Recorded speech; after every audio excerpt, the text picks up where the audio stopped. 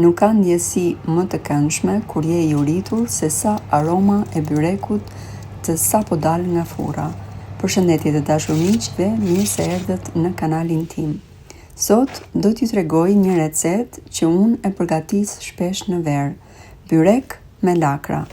Petët i kemi hapur të gjitha një e nga një siç e shikoni. Nëse jeni të interesuar për këtë recetë, le ta shikojmë bashkë. 500 gram miell, do shtojmë pak krip, pak uthull dhe ujin do ta hedhim pak nga pak. Për këtë brum, unë preferoj që të shtoj edhe vaj ulliri. I jep brumit shije, njëkohësisht bën që peta të hapet më kollaj.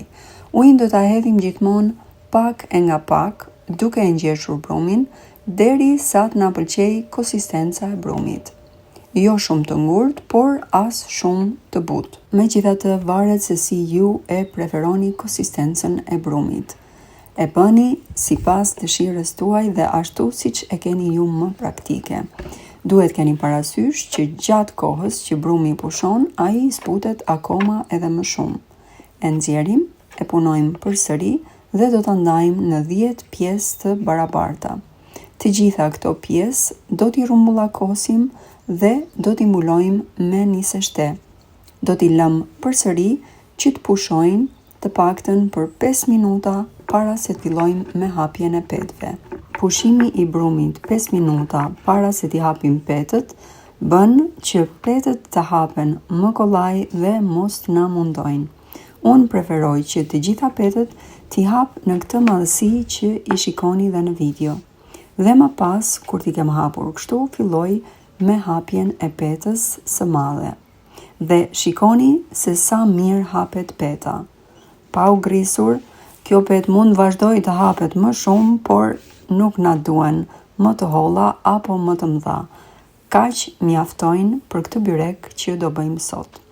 Të gjitha petët do t'i lëmë të hapura që të teren pak në temperaturën e ambientit para se të fillojmë me shtrimin e byrekut. Po çfarë kemi përgatitur për mbushjen e këtij byreku? Burdullak dhe nen, që të dyja këto barishte të egra me shumë vlera për shëndetin. I kemi lar, i kemi prer, i kemi bërë gati dhe më pas do t'i fërgojmë me vaj ulliri në tigan duke ushtuar edhe kripën. Mua më pëlqejnë shumë jo vetëm për vlerat shëndetësore që kanë, por edhe sepse gjatë gatimit ato nuk e humbin asnjëherë volumin e tyre. Fillojmë me shtrimin e byrekut, të gjitha petët do t'i vendosim një nga një dhe midis petëve kemi vënë vaj ulliri. Vendosim lakrat në shtresën e mezit dhe sipër lakrave, përzierja që kemi përdorur sot është kos dhe vezë. Gjithsej kemi përdorur 200 gram kos dhe 2 kokra vezë. Ja shton shijen byrekut akoma edhe më shumë. Vazhdojmë me shtrimin e petëve të tjera, e lyejmë sipër me vaj ulliri dhe do ta vendosim për të pjekur në furrë.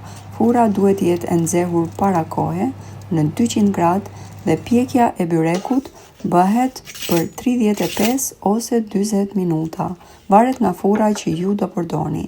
Nëse byrekët i preferoni të butë, mirë është që pas pjekjes byrekun ta mbuloni me një mbulesë të trash. Kjo bën që petët të zbuten nga avulli i vet.